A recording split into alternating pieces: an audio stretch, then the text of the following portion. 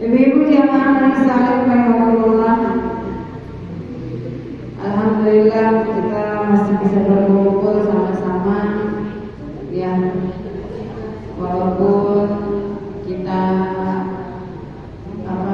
berkumpulnya mungkin sedikit ya, karena teman kita ada yang sedang sakit, tapi mudah-mudahan kita doakan segera diberikan kesehatan oleh Allah Subhanahu wa Ta'ala. Itulah setiap apapun, bahkan sedetik, bahkan semenit kita nggak ada yang tahu. Nanti ke depannya kita ini bakalan bagaimana? Ya.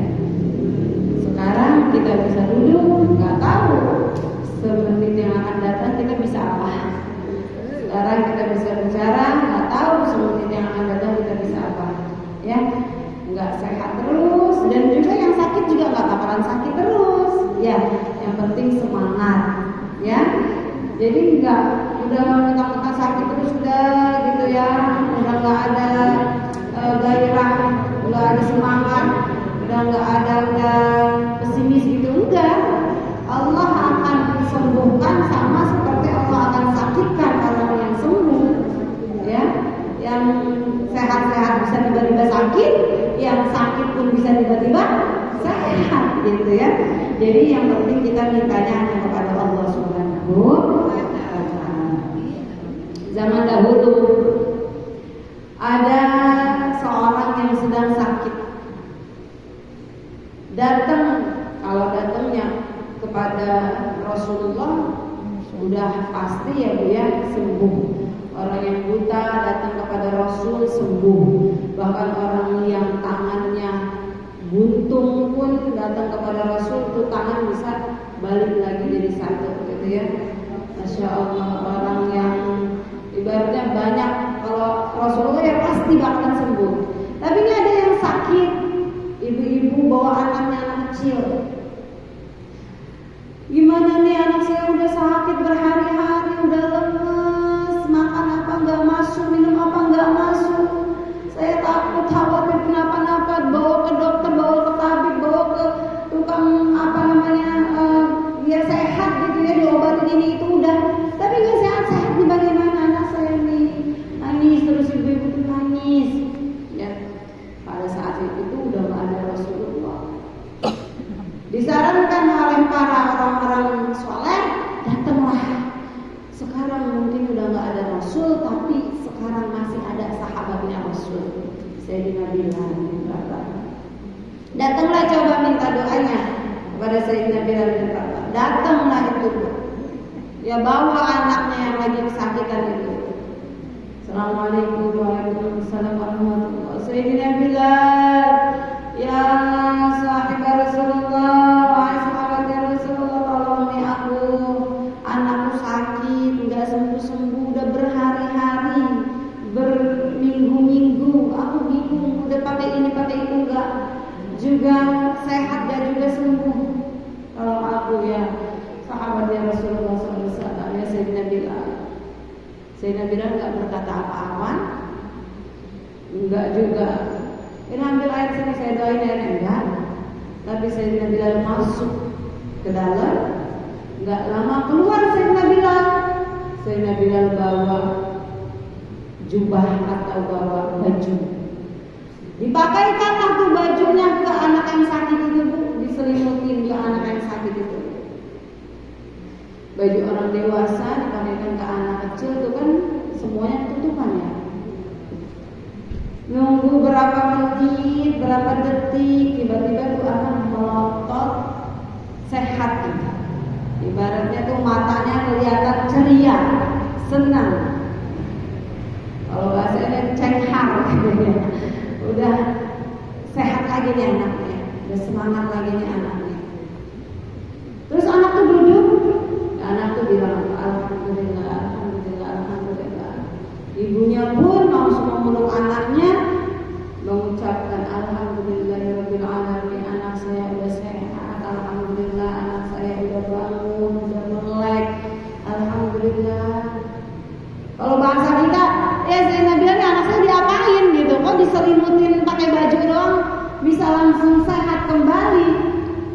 Maka Sayyidina Bilal bilang, wahai ibu, ini yang saya selimutkan ke badan anakmu adalah baju pemberian Rasulullah Sallallahu Alaihi Wasallam. Bajunya doang, Rasulnya nggak ada bisa memberikan kesembuhan. Tapi bukan cuma itu. Ketika anak itu dipakaikan, diselimutkan oleh Sayyidina Bilal dengan baju Rasulullah, Sayyidina Bilal sambil membaca sholawat. Dengan keagungan sholawat, dengan kemuliaan sholawat, semua nggak ada yang bisa mengalahkan kecuali dengan sholawat kepada Rasulullah SAW. Sambil baca sholawat, Allahumma sholli ala sayyidina Muhammad, Allahumma sholli ala sayyidina Muhammad, dikasih sehat. Maka kita ibu jangan pernah sepelekan sholawat, jangan pernah kita menganggap remeh, menganggap enteng sholawat. Ya, sholawat itu sangat-sangat luar biasa. Yang lagi sakit, pengen cepat sembuh, banyakin baca sholawat. Yang sehat, punya urusannya pengen dipermudah, banyakin juga baca sholawat. Sholawat itu sangat penting sekali.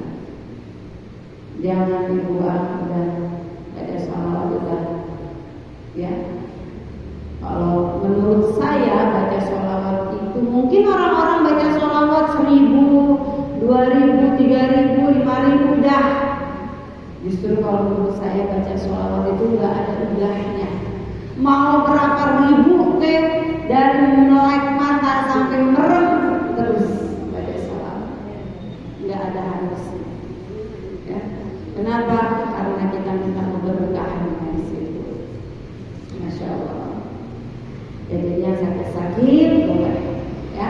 Bahkan kalau ulama-ulama dulu ya dianjurkan tuh, dulu guru saya juga pernah terus sakit waktu masih di pondok. Itu dari bahkan tiap hari ya, tiap jam itu selalu baca sholawat.